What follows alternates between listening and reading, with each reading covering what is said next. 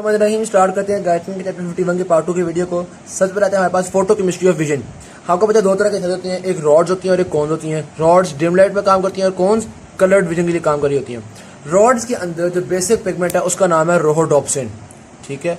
और जो कॉन्स के पिगमेंट है वो भी रोहोडॉप्सिन से सिमिलर ही होती है, उनको हम कहते हैं कॉन पिगमेंट्स या कलर पिगमेंट्स। अब सारी वजह तीन तरह की कॉन्स में फर्क थोड़े बहुत पिगमेंट्स होते हैं, तो वो काफ़ी हद तक रोहोडॉप्सिन से सिमिलर ही है, ठीक है। तो हम रोहोडॉप्सिन का जो मैकेनिज्म है या वो किस तरह से काम करता है उसको डिटेल में स्टडी करेंगे। बाकी फिर हमें पता है कि जो फोटॉप्सिन हैं या कौन पिगमेंट्स हैं या कलर पिगमेंट्स हैं उनका भी सिमिलर एक्शन ही होगा। तो देखते हैं जी रोहोडॉप्सिन को सबसे पहले विजुअल साइकिल में किस तरह से रोल प्ले कर रहा है उसको सबसे पहले देखते हैं हमने। रोहोडॉप्सिन हमारे पास, इसको हम विजुअल पर्पल भी कहते हैं। ये एक बड़ा लाइट सेंसिटिव पिगमेंट है, यानी कि लाइट से इसके ऊपर डिफरेंट चेंजेस आएंगे। क्या चेंजेस आती है इसके ऊपर लाइट से? आपको पता होना चाहिए कि दो चीज़ों का बना हुआ होता है, नंबर एक स्कोटॉप्सिन, नंबर दो रेटिनल। तो स्कोटॉप्सिन और रेटिनल मिलकर बनाते हैं रोहोडॉप्सिन।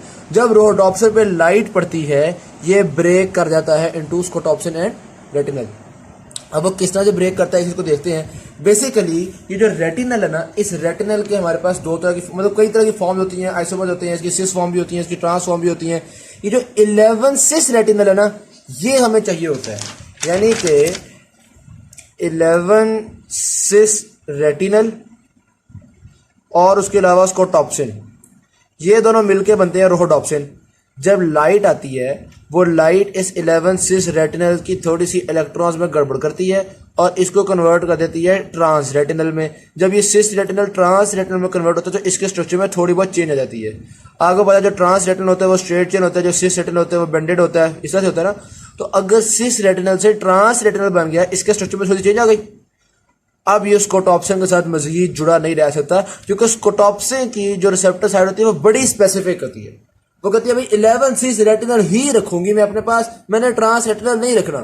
तो जैसे ही लाइट आएगी वो 11 सिस रेटिनल में थोड़ी सी इलेक्ट्रॉन्स की गड़बड़ करेगी, इसको कन्वर्ट करेगी ट्रांस रेटिनल में। जैसे ही ये ट्रांस रेटिनल में कन्वर्ट होगी ये रोहोडॉप्सिन टूटना शुरू हो जाएगी, ये रोहोडॉप्सिन अनस्टेबल हो जाएगी, क्योंकि अब स्कोटॉप्सिन और 11 सिस रेटिनल की मजीद नहीं बनती। अब इनकी आपस में लड़ाइयाँ आना शुरू हो गई हैं, ये झगड़े करना शुरू हो गए हैं। ठीक की बात। तो ये वाली बात यहाँ से डिस्कस की हुई थी, photo activation of electrons in retinal portion of the rhodopsin. तो लाइट के आने से रोहोडॉप्सिन के कौन से पोर्शन में फर्क पड़ता है? रेटिनल पोर्शन पे। 11 सिस रेटिनल जो है वो कन्वर्ट होना शुरू होता है, जिसकी वजह से रोहोडॉप्सिन जो है वो अनस्टेबल होना शुरू हो जाता है। ऑलराइट जी, अब अनस्टेबल किस तरह से होते हैं चीजों को भी देखिएगा। ये देखिएगा, ये रोहोडॉप्सिन था, जब उसमें लाइट पड़ी तो ये फौरी तौर पे कन्वर्ट हो गया इनटू बैथोरोहोडॉप्सिन। सही होगी बात, क्योंकि ये काफी अनस्टेबल था, मतलब लाइट पड़ने से अनस्टेबल हुआ। अब बैथोरोहोडॉप्सिन एक एक्सट्रीमली अनस्टेबल स्टेट है, ये फौरी तौर पे आगे कन्वर्ट हो जाती है इनटू लुमिनोरोहोडॉप्सिन, जो कि बैथोरोहोडॉप्सिन से निस्बतन स्टेबल है। सही होगी बात, बैथोरोहोडॉप्सिन सबसे ज्यादा अनस्टेबल है, लुमिनोरोहोडॉप्सिन निस्बतन स्टेबल है, लेकिन है ये भी अनस्टेबल ही। चूंकि ये भी अनस्टेबल है तो ये कन्वर्ट हो जाएगी इनटू मेटारोहोडॉप्सिन 1। मेटारोहोडॉप्सिन 1 लुमिनोरोहोडॉप्सिन की निस्बत स्टेबल है। फिर मेटारोहोडॉप्सिन कन्वर्ट हो जाएगी मेटारोहोडॉप्सिन 2। ये मेटारोहोडॉप्सिन 2 इन सब में सबसे ज्यादा स्टेबल है। तो जाहिर सी बात है कोई भी जो मॉलिक्यूल होता है वो अपनी स्टेबिलिटी की तरफ जाता है, आपको पता ही है इस बात का। तो बैथोरोहोडॉप्सिन सबसे अनस्टेबल है और मेटारोहोडॉप्सिन सबसे स्टेबल है। इसलिए आप देख सकते हैं चूंकि ये सबसे ज्यादा अनस्टेबल था, ये with in nano second convert हो गया लुमिनोरोहोडॉप्सिन में। ये थोड़ा सा स्टेबल था तो ये माइक्रो सेकंड में कन्वर्ट हुआ इनटू मेटारोहोडॉप्सिन। ये काफी मतलब निस्बतन स्टेबल ही है, तो ये मिली सेकेंड्स में कन्वर्ट हुआ मेटारोहोडॉप्सिन में और मेटारोहोडॉप्सिन 2 में। और मेटारोहोडॉप्सिन 2 कुछ सेकंड के लिए रहता है और कुछ सेकंड के बाद अल्टीमेटली ये टूट जाता है इनटू स्कोटॉप्सिन और ऑल ट्रांस रेटिनल। ये असल में गड़बड़ हुई है ना। अगर ये ऑल ट्रांस रेटिनल सिस रेटिनल रहता, 11 सिस रेटिनल रहता तो ये गड़बड़ होती ना, वो तो आपको पता ही है। रोहोडॉप्सिन में पता है ना ये बात, रोहोडॉप्सिन में 11 सिस रेटिनल और स्कोटॉप्सिन ही होता है ना। ये सिस रेटिनल असल में ट्रांस रेटिनल बनना चाह रहा है, इसीलिए हमें ये सारा कुछ तो करना पड़ा है और रोहोडॉप्सिन को तोड़ना पड़ा है। यहाँ तक बात समझ में आ गई। अब जाहिर बात जब स्कोटॉप्सिन बनेगी और ट्रांस रेटिनल बनेगी, ये केमिकल चेंजेस हुई हैं, इन केमिकल चेंजेस की वजह से हमें पता चलेगा यार लाइट आ रही है क्योंकि ये केमिकल चेंजेस हो रही हैं। अब वो किस तरह से लाइट सेंस होती है वो सारी बात बाद में देखते हैं। अभी ये देखते हैं कि रोहोडॉप्सिन टूटना तो देख लिया, रोहोडॉप्सिन दोबारा बनती कैसे है भाई? सीधी सी बात है, फसाद की जड़ क्या थी? रोहोडॉप्सिन में रेटिनल का ट्रांस रेटिनल बनना, ये थी फसाद की जड़। तो हम इस ट्रांस रेटिनल को दोबारा 11 सिस रेटिनल में कन्वर्ट कर लेते हैं, तो दोबारा स्कोटॉप्सिन के साथ मिलकर रोहोडॉप्सिन बन जाएगी। ठीक है, इस कन्वर्ट करने के लिए जो एंजाइम है, मतलब जारी बात है क्योंकि ये और ये आइसोमर्स हैं, इनको हमने आइसोमरेज कहा है, लेकिन एंजाइम का नाम है रेटिनल आइसोमरेज। ये क्या कर रहा है? ऑल ट्रांस रेटिनल को 11 सिस रेटिनल में कन्वर्ट कर रहा है ताकि ये 11 सिस रेटिनल्स कोटॉप्सिन से मिलकर रोडोप्सिन बन सके। और जब लाइट आएगी वो इस सिस रेटिनल को ट्रांस रेटिनल में कन्वर्ट कर देगी, रोडोप्सिन टूट जाएगा, फिर यहाँ पे आ जाएगा। हम फिर इंजाइम की वजह से इसको ये बना देंगे, हम फिर रोडोप्सिन बना देंगे। हम कहेंगे भैया लाइट है तो टूटना, लाइट आएगी ये फिर टूट जाएगा। तो ये आगे पास साइकिल चलता रहेगा। हम जब भी लाइट आएगी हमें पता चल जाया करेगा और हम रोडोप्सिन दोबारा बना देंगे। टेंशन की तो बात ही कोई नहीं। अच्छा, ये तो सिंपल साइकिल हो गया। लेकिन ऑल ट्रांस रेटिनल का 11 सिस रेटिनल में कन्वर्ट होने का एक और साइकिल भी है जिसमें विटामिन ए का किरदार आ रहा है। तो role of vitamin A for formation of rhodopsin. अब विटामिन ए का क्या रोल होता है? देखो बेसिकली ये जो है ना ऑल ट्रांस रेटिनल रेटिनोल, ये हमारे पास विटामिन ए की फॉर्म है। खासतौर पर रेटिनोल जो है वो आपके पास विटामिन ए की फॉर्म है। अब होता क्या है, बाज औकात ये जो ऑल ट्रांस रेटिनल है ये कन्वर्ट हो जाता है ऑल ट्रांस रेटिनोल में, विटामिन ए की फॉर्म। सही होगी बात? ये किस में कन्वर्ट हो गया? ऑल ट्रांस रेटिनोल में। ये ऑल ट्रांस रेटिनोल फिर 11 सिस रेटिनोल में कन्वर्ट होता है। 11 सिस रेटिनोल से दोबारा 11 सिस रेटिनल बनता है और रेटिनल तो फिर स्कोटॉप्सिन से मिलकर रोडोप्सिन बन गया। सही होगी बात? यानी बजाय इसके डायरेक्टली ट्रांस रेटिनल से हम सिस रेटिनल बना रहे थे, हमने ट्रांस रेटिनल से ट्रांस रेटिनोल बनाया, ट्रांस रेटिनोल से सिस रेटिनोल बनाया, फिर सिस रेटिनोल से सिस रेटिनल बनाया। एक घूम के चक्कर चलाया हमने। घूम के चक्कर क्यों चलाया?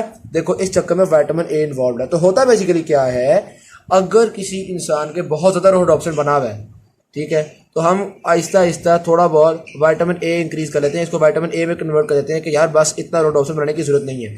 सही है कि बात? ये तो पहली बात होगी। दूसरी बात, अगर हमें रोडोप्सिन की जरूरत है, एक तो रोडोप्सिन बनाना ना, जो रोडोप्सिन टूटा था उसी की वजह से रोडोप्सिन बन गया, अब हमने और रोडोप्सिन बनाना है।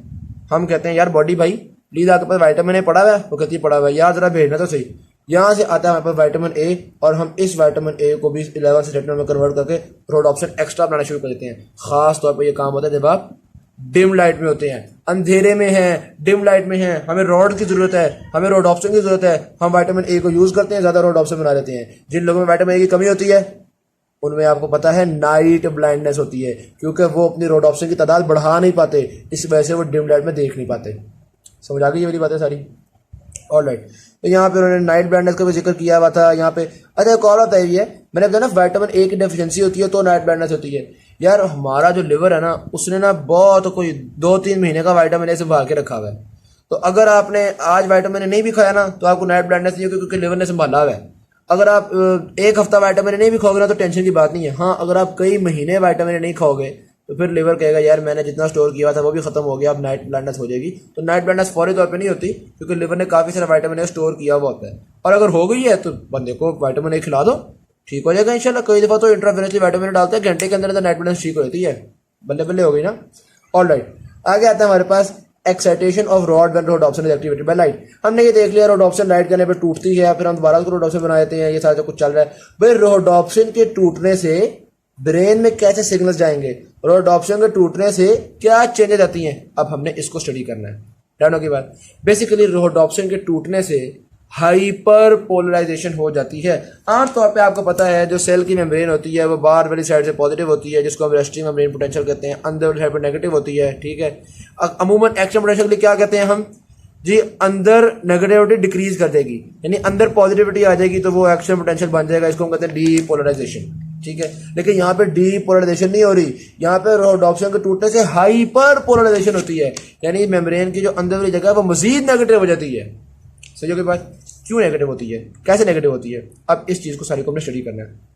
बेसिकली स्ट्रक्चर देखिएगा आप इस सेल का, बड़ा इंपॉर्टेंट है स्ट्रक्चर। ये क्या है हमारे पास, आपको याद होगा यहाँ पे हमने जो सेल पढ़ा था, हमने कहा था एक उसका आउटर सेगमेंट होता है, एक उसका इनर सेगमेंट होता है। ये आउटर सेगमेंट बेसिकली लाइट को सेंस करने में रोल प्ले कर रहा है, फंक्शनल असल में ये होता है। इनर सेगमेंट तो आम सेल की तरह माइटोकॉन्ड्रिया वगैरह होती है, असल जो रोडोप्सिन वगैरह होता है वो भी आउटर सेगमेंट में होता है, पढ़ा था ना हमने, पिगमेंट्स वगैरह आउटर सेगमेंट में होते हैं।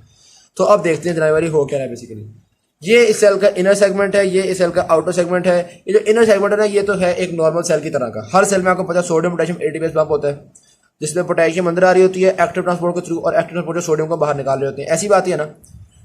अच्छा, अब आपको पता है 2 पोटेशियम अंदर आती हैं, 3 सोडियम बाहर जाती हैं, जिसकी वजह से सेल के अंदर थोड़ी बहुत नेगेटिविटी डेवलप हो जाती है।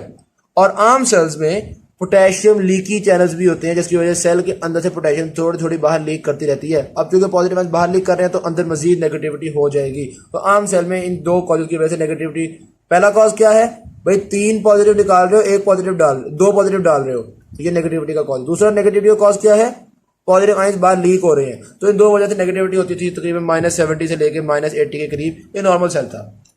यहां पे आपके पास आउटर सेगमेंट में है, आउटर सेगमेंट में सोडियम लीकी चैनल्स हैं।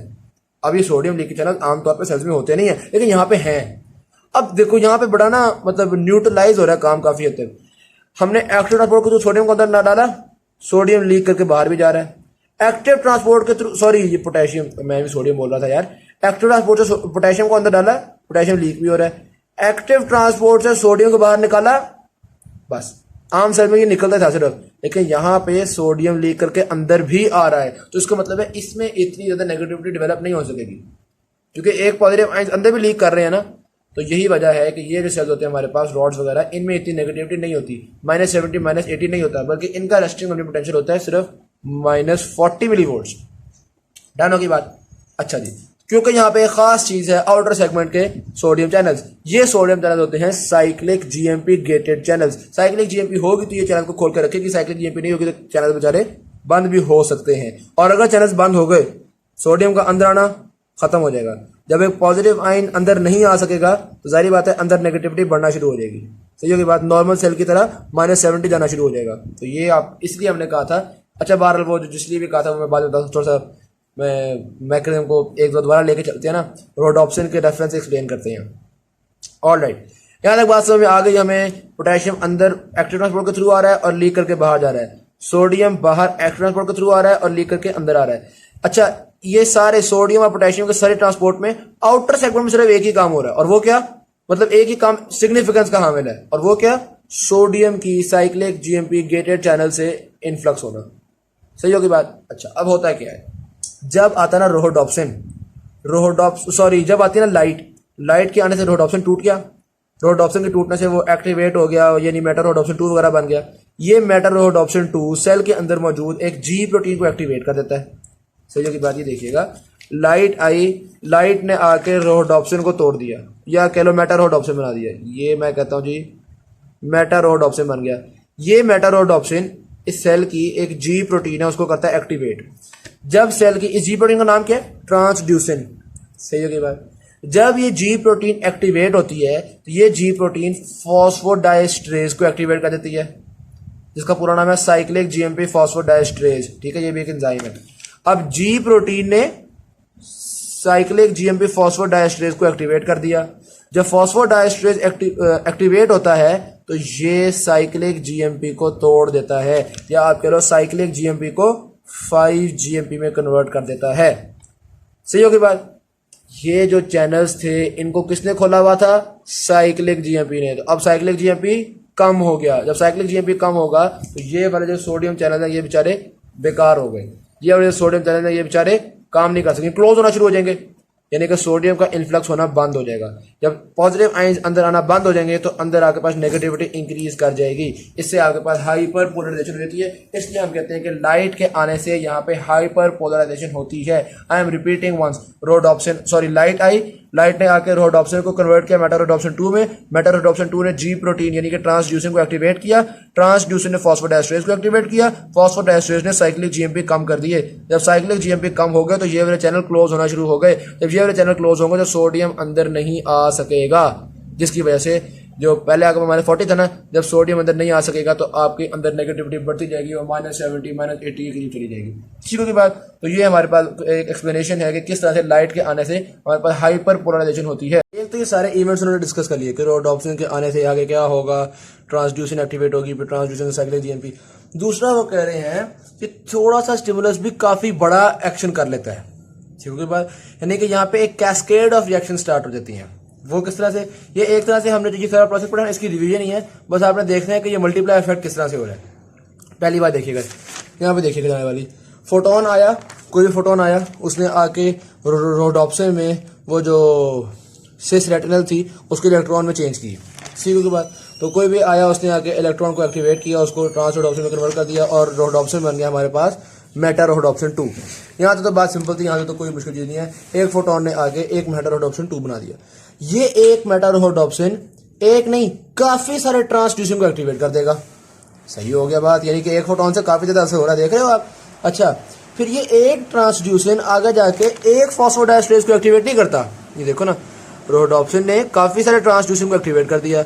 अब जी प्रोटीन ट्रांसड्यूसिन एक फॉस्फोडाइस्ट्रेज नहीं, काफ़ी सारे फॉस्फोडाइस्ट्रेज को एक्टिवेट कर रहा है। ये देखा बहुत सारा, एक मिसाल के तौर पे एक फोटोन आया था, 10 ट्रांसड्यूसिन एक्टिवेट हुए, उन 10 ट्रांसड्यूसिन ने 100 फॉस्फोडाइस्ट्रेज एक्टिवेट कर दिए। सही हो गया बात। और फिर फॉस्फोडाइस्ट्रेज, हर फॉस्फोडाइस्ट्रेज कई साइक्लिक जीएमपी को ब्रेक कर रहा है, कई साइक्लिक जीएमपी को 5 जीएमपी में कन्वर्ट कर रहा है। और हर साइक्लिक जीएमपी जब उतरेगा तो जाहिर बात है सोडियम चैनल क्लोज हो जाएगा, क्योंकि यहाँ पर उन्होंने वही वाली बात की हुई है कि जो साइक्लिक जीएमपी है वो स्प्लिंट्स का लफ्ज़ मतलब है कि वो सपोर्ट कर रहा होता है आपके सोडियम गेट को। साइक्लिक जीएमपी ही सोडियम गेट को ओपन करने में किरदार अदा कर रहा होता है। तो जब एक साइक्लिक जीएमपी को हम तोड़ देंगे तो जाहिर बात है सोडियम गेट को क्लोज होना शुरू हो जाएगा। तो एक फोटोन की वजह से hundreds of sodium gates close हो जाते हैं, और जब इतने सारे सोडियम गेट क्लोज होते हैं तो जाहिर सी बात है जो पोटेंशियल है वो आपके पास इंक्रीज करना जो अंदर नेगेटिविटी है वो इंक्रीज करना शुरू हो जाएगी। जितनी ज़्यादा लाइट आएगी उतनी ही ज़्यादा नेगेटिविटी क्रिएट होगी, क्योंकि उतने ही ज़्यादा सोडियम चैनल क्लोज होंगे। कम लाइट आएगी तो कम होंगे, उसमें तो कोई इतनी मुश्किल चीज़ नहीं है। अच्छा जी, और हाँ बस यहाँ बात हमारे पास कंप्लीट होती है। और पॉइंट यहाँ पे नोट कीजिएगा, ये जो कोन्स है ना, इनकी सेंसिटिविटी रॉड्स की निस्बत कम होती है। रॉड में तो हमने देखा एक फोटोन के आने से बहुत सारे ट्रांसड्यूसन एक्टिवेट हुए, फिर बहुत ज़्यादा फॉस्फोडाइस्ट्रेज, फिर बहुत सारे सोडियम चैनल्स क्लोज हो गए। ठीक है, तो एक फोटोन के आने से बहुत सारा कमाल हो गया। तो रॉड्स बहुत ज़्यादा सेंसिटिव हैं, कोन्स निस्बतन कम सेंसिटिव होती हैं, 30 to 300 टाइम्स कम सेंसिटिव होती हैं। इसलिए कोन्स को ज़्यादा लाइट चाहिए होती है देखने के लिए, और रॉड्स बहुत डिम लाइट में भी देख सकते हैं। डिम लाइट में भी आपके विजन में रॉड्स रोल प्ले करते हैं। ये तो हमने देख लिया कि रोडोप्सिन किस तरह से इफेक्ट कर रहा है। इनफैक्ट लाइट जो है वो रोडोप्सिन को किस तरह इफेक्ट करती है, और फिर वो रोडोप्सिन किस तरह से सेल के अंदर चेंजेस लेके आती है, ये बात हमने देख ली। तो यहाँ पे एक पैराग्राफ है, यहाँ पे देखिएगा, duration of the receptor potential and logarithmic relation. पहले तो बात यह है कि जो रिसेप्टर पोटेंशियल आया था ये बहुत थोड़े से टाइम के लिए आ रहा है। ये मतलब जब लाइट पड़ना शुरू हुई है ना, तो विद इन 0.3 सेकेंड वो लाइट मतलब जो सिग्नल्स हैं वो अपने पीक पे पहुंच जाते हैं। ठीक हो गई बात। तो 0.3 सेकंड के करीब आपको लगते हैं। मिसाल के तौर पे आप कोई भी इमेज देखना शुरू करते हो, मतलब अंधेरे से एक बंदा आया है तो कुछ 0.3 सेकंड लगेंगे लाइट को मैक्सिमम सिग्नल्स जनरेट करने में। ठीक हो गई बात। उसके बाद जो एक और बात है बड़ी मज़ेदार इंटरेस्टिंग कॉन्सेप्चुअल, वो ये है कि ये आपके पास लॉगरिथमिक रिलेशन में होता है, या आप कह सकते हो कि proportional to the logarithm. Proportional to the logarithm में ना, बस वैसे तो ये रिलेटिव वाली चीज़ है, क्योंकि इसका कॉन्सेप्ट थोड़ा सा मुश्किल है और बहुत इंपॉर्टेंट नहीं है, लेकिन मैं आपको बता रहा हूँ। 2 लाइनें आपको याद होनी चाहिए।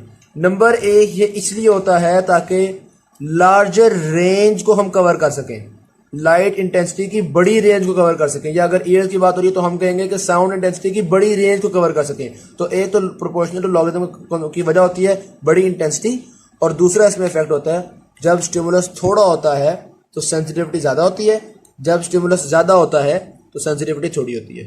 क्या मतलब, देखो मैं ना हेयरिंग के हिसाब से बात करता हूँ। मिसाल के तौर पे जब स्टिमुलस थोड़ा होता है, मिसाल के तौर पे एक बिल्कुल खामोशी है, हेयरिंग के सिग्नल्स बिल्कुल नहीं आ रहे, हल्का सा भी कोई बंदा विस्पर करेगा ना, आपको सिग्नल जाएंगे, आपको पता चलेगा। यानी कि विस्पर से भी फर्क पड़ रहा है। लेकिन एक रूम है जहाँ पे स्पीकर लगे हुए हैं, बहुत ऊंची ऊंची आवाज़ें आ रही हैं, वहाँ पे एक बंदा विस्पर कर रहा है, कोई खास को फर्क भी नहीं पड़ेगा, क्योंकि स्टिमुलस ज़्यादा है तो आपके ईयर्स कम सेंसिटिव हुए हुए हैं, आपके ईयर्स को छोटी मोटी आवाज़ से फर्क ही नहीं पड़ रहा है। वैसे वेरी सिमिलरली विजन के बारे में भी है। एक अंधेरा कमरा है, उसमें कोई मोबाइल की भी लाइट ऑन होगी ना, तो आपको आपकी आइज को पता चलेगा यार थोड़ी सी रोशनी हुई है। एक कमरे में 15 ट्यूबलाइट्स लगी हुई हैं, वहाँ पर मोबाइल की लाइट ऑन होने से आपको पता भी चलेगा कि रोशनी ऐड हुई है या कम हुई है। हालांकि मोबाइल की लाइट से रोशनी ऐड तो हुई है कमरे में, लेकिन आपकी जो आइज हैं वो अब कम सेंसिटिव हो चुकी हैं। ठीक होगी बात। ये तो मैंने कॉन्सेप्ट आपको बता दिया। 2 स्टेप में बात चल गई आपको। नंबर 1, स्टिमुलस कम होगा तो सेंसिटिविटी ज़्यादा होगी, और नंबर 2, ओवरऑल हमने देख लिया कि ये बहुत बड़ी रेंज को कवर करने के लिए होता है। अब इसका थोड़ा सा मैं अगर कॉन्सेप्ट बता दूँ तो ये देखिएगा, log 10 की वैल्यू है 1, log 20 की वैल्यू है 1.3। अब मिसाल ये लो कि हमारी जो आइज़ है ना, वो सिग्नल वो ब्रेन को कहती है इस वक्त सिग्नल 1 आ रहा है, सिग्नल 2 आ रहा है, सिग्नल 3 आ रहा है, बस मैक्सिमम सिग्नल 10 तक जा सकती है, इससे ज़्यादा नहीं जा सकती। सही होगी बात। सारी वजह सारा कुछ रिसेप्टर पोटेंशियल ही है ना, तो -40 से मैक्सिमम -70 तक जा सकते हैं हम। तो इतनी सी रेंज है हमारे सिग्नल्स की, इतनी सी रेंज में हम लाइट की इतनी बड़ी रेंज को कैसे कवर करते हैं, जरा यहाँ पे देखना जरा। log 10 पे सिग्नल्स आएंगे 1, log 10 की वैल्यू, ये मैंने ना लॉग्स की वैल्यूज लिखी है कैलकुलेटर से कैलकुलेट करके। तो आप देखिएगा असूली तौर पे अगर ये लॉगरिथम ना होता ना, तो बस जितनी इंटेंसिटी लाइट आपको नजर आ रही है इससे 10 गुना लाइट नजर आती, बस उससे ज्यादा लाइट फिर आप कहते हैं भाई उतनी की उतनी है, मुझे तो कोई फर्क नहीं फील हो रहा। सही होगी बात, क्योंकि मैक्सिमम रेंज होती है। लेकिन यहाँ पे अल्लाह ताला का निज़ाम देखो, बड़ी रेंज के लिए हमारे पास किस तरह का सिस्टम है। log 10 की वैल्यू होती है 1, log 20 की वैल्यू होती है 1.3। ठीक है, अब आप देख सकते हैं 10 का इंक्रीज करने से 0.3 का फर्क पड़ा है सिग्नल्स में। सही, लॉग 2000 की वैल्यू है 3.301, लॉग 2010 की वैल्यू है 3.303। अब यहाँ पे फर्क कितना पड़ा है, यहाँ भी 10 का इंक्रीज किया मैंने, लेकिन फर्क पड़ा है 0.002 का। तो यानी कि जब स्टिमुलस ज्यादा हुआ है सेंसिटिविटी कम हो गई है, जब स्टिमुलस कम था सेंसिटिविटी ज्यादा थी। ये बात समझ में आ गई। दूसरा ये देखिएगा, जैसे जैसे वैल्यूज बहुत बड़ी हो गई है, लेकिन लॉगरिथम का आंसर इतना बड़ा नहीं हुआ। लॉग 10,000 का आंसर भी आता है 4, लॉग 10 मिलियन का आंसर आता है 7। तो खैर है, अगर हम सिग्नल्स को 1 से 10 तक पहुंचा सकते हैं, इसी में हम बहुत बड़ी लाइट इंटेंसिटी की रेंज को कवर कर सकते हैं, 10 से लेके 10 मिलियन तक भी कवर कर सकते हैं।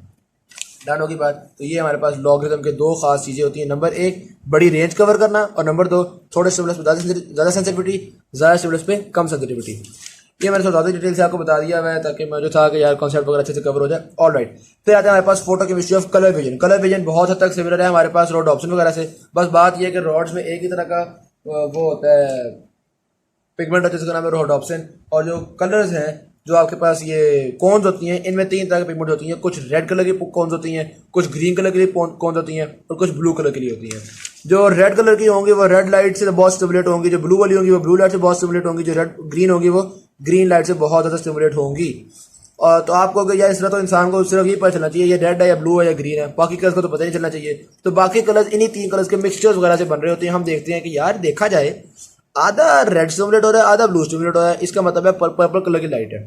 यार देखा जाए तो कुछ ना कुछ ब्लू स्टिमुलेट हो रहा है, कुछ ग्रीन भी स्टिमुलेट हो रहा है, और कुछ पर्पल। तो यानी कि इनके मिक्सचर से हमारा ब्रेन समझ लेता है कि क्या कलर है। तो आप देख सकते हैं अगर ब्लू कौन कब स्टिमुलेट हो रही है, जब ब्लू लाइट की सबसे ज्यादा वेवलेंथ है। ग्रीन कौन कब स्टिमुलेट हो रही है, जब ग्रीन लाइट की वेवलेंथ सबसे ज्यादा है। और रेड कौन तब स्टिमुलेट हो रही है, जब रेड कौन की वेवलेंथ सबसे ज्यादा है। अलबत्ता ये रेड कौन ग्रीन लाइट पे भी थोड़ी बहुत स्टिमुलेट हो रही है, लेकिन ग्रीन लाइट पे ये थोड़ी स्टिमुलेट होगी। मैक्सिमम स्टिमुलेशन इसकी रेड लाइट पे होगी, इसकी मैक्सिमम स्टिमुलेशन ग्रीन लाइट पे होगी, इसकी मैक्सिमम स्टिमुलेशन ब्लू लाइट पे होगी। ठीक है, कम ज्यादा वेवलेंथ होगी तो स्टिमुलेशन होगी सही, लेकिन कम स्टिमुलेशन होगी। ठीक है, तो हम देखते हैं यार कौन सी वाली सबसे ज्यादा स्टिमुलेट हो रही है, और उससे हमें आइडिया हो जाता है कि ये कौन सा कलर है। तो ये हमारे पास photochemistry of colour vision. Thank you very much. Video अच्छी लगी शेयर कीजिएगा, चैनल को सब्सक्राइब कीजिएगा।